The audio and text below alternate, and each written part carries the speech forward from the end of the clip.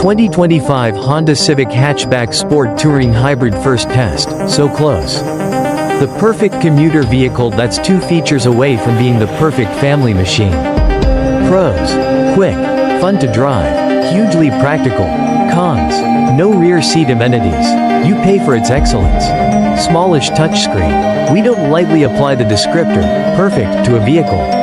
But the latest Honda Civic, particularly in its more powerful, highly efficient, and quieter hybrid form, gets as close as any compact car out there to earning the label. And that's just the 4-door sedan. The hybrid is also available in the more practical Civic Hatchback. With its extra cargo capacity, the Civic Hybrid Hatchback nudges Honda's smallest car even closer to ideal. The goods. For 2025, every Civic gets a mild restyling, mostly new wheel designs, lighting internals, and grille designs. Honda also replaces the base LX and Sport models' naturally aspirated 2.0-liter 4-cylinder engine with an all-new one that, somehow, makes less power than before. It's also quieter, although not enough, and joined by a stiffer body shell and some suspension improvements. But the hybrid combining a 2.0-liter Atkinson cycle 4-cylinder engine with 2 electric motors and a 1.1 kWh battery is the biggest news. It is swapped in for the 180 horsepower turbocharged 1.5-liter 4-cylinder offered in last year's X and Touring sedans and XL and Sport Touring hatchbacks, effectively taking over as top-spec powertrain for the sedan and hatch lineups. It not only brings more power to the table, a stout 200 horsepower and 232 pound-feet of torque, outmuscling even the sporty Civic C sedan. At least on torque, but it vaults the Civic's EPA estimated fuel economy way up to 50, 45/48 mpg city, highway, combined. Aerodynamic differences account for the hybrid sedan's slightly better EPA figures. But still, the most efficient 2024 Civic Hatchback had the turbo engine this hybrid replaces and could only muster 31, 39/35 mpg city, highway, combined. The best a non-hybrid 2025 Civic Hatchback can do is a merely Oklahoma 34 mpg combined. How does a hybrid improve something already good? The current generation Civic was already our favorite compact car.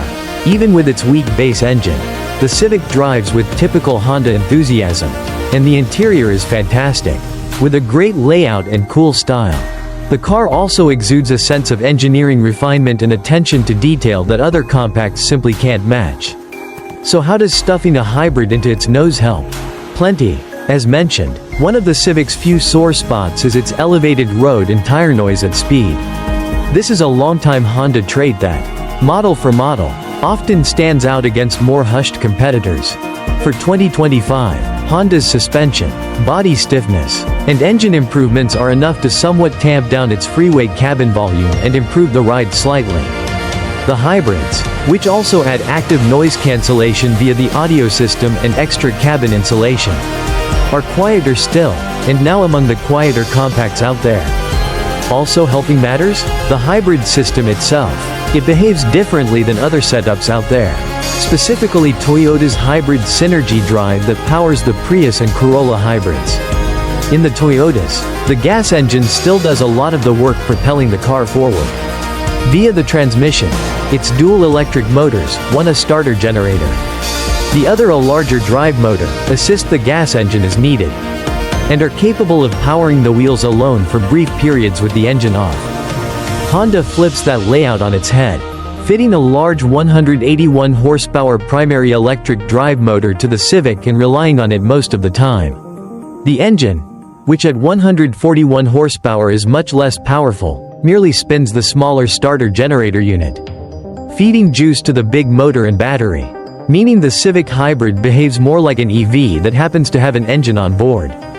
This results in hushed operation, and the gas engine barely registers unless you plant the accelerator pedal, at which point, along with steady-state highway travel, the gas engine can be clutched into a single-speed drive to help power the wheels directly when it's deemed more efficient to do so. When you're less interested in smooth, quiet operation and more into smoking vehicles in the adjacent lane pulling away from stoplights, the Civic Hybrid still impresses. the hatchback we tested, a fully loaded sport touring hybrid, rips to 60 miles per hour in 6.3 seconds. That's a hair behind an equivalent 2025 Civic Sport Touring Hybrid Sedan, 6.1 seconds, but well ahead of the last 200 HP Civic C we tested, 7.4 seconds, and the pre-hybrid 2022 Honda Civic Sport Touring Hatchback with the turbo engine, 7.7 seconds. And it's not far off from hotter hatches such as the Volkswagen GTI. Want a quicker Honda hatch?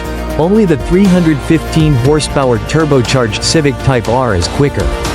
Though we've yet to test the more sparingly equipped Civic Hatchback Sport Hybrid model, which likely is lighter, and therefore quicker, than this sport touring version. Grabbing that quick acceleration time requires only that you brake torque the powertrain, releasing the brake with the gas matted. And hang on, interestingly, the faux shifts from the non-existent transmission that Honda programs, mini torque dips in the engine, which otherwise revs somewhat naturally in sync with the driver's acceleration demands. Even though the electric motor is doing most of the actual work, go away if you launch with brake overlap. Surely this maximizes power, but we appreciate that outside of a racetrack you're treated to natural-seeming rising and falling revs as you accelerate rather than the usual engine racing to redline and sitting their sensation in other small hybrids under full throttle. Sport mode even amplifies a fake engine noise that sounds for all the world like the racier Type R's 2.0-liter engine wailing away. Same hybrid excellence, only in hatchback form. Like the Civic Sport Touring Hybrid Sedan, the hatchback seems to ride smoother than lesser Civics.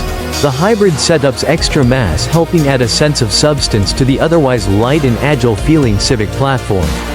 Other performance metrics unsurprisingly mimic those of the hybrid sedan, with the hatchback's decent 113-foot stop from 60 miles per hour, 0.86 grams of lateral grip, and 27.6-second figure-8 lap time actually improving on the sedan's longer 120-foot stop and 0.83 grams of grip but falling behind its 27.3-second lap time. Steering the Civic remains a joy, with a talkative steering setup that responds eagerly without compromising straight-ahead stability on the freeway. The brake pedal responds well, too, especially for a hybrid, blending region and mechanical braking seamlessly. A paddle on the steering wheel lets drivers dial up stronger region on the fly. Though unless you're in the sport drive mode, the car defaults back to a minimum setting after each stop. So, the already great Civic hybrid sedan's only room for improvement would be, well, more room, and the hatchback's more spacious butt delivers. There's 24.5 cubic feet of space in the large, pleasantly rectilinear cargo hold. That's around 10 cubic feet better than the Civic sedan's sizable trunk. But differences in the measurement methods stymie direct comparisons. Fold the rear seats down, and you get a slightly ramped, extra platform to shove even more stuff onto, for a total of 46.2 cubic feet. And the cool side-to-side roll-up cargo shade from the last-gen Civic hatchback survives here. Stowing neatly out of the way and requiring no special removal to make way when folding the rear seats. Speaking of nice butts, there's a but. The hatchback's practicality improvement over the sedan is indisputable. Except one thing. The two share a frustrating lack of rear seat amenities.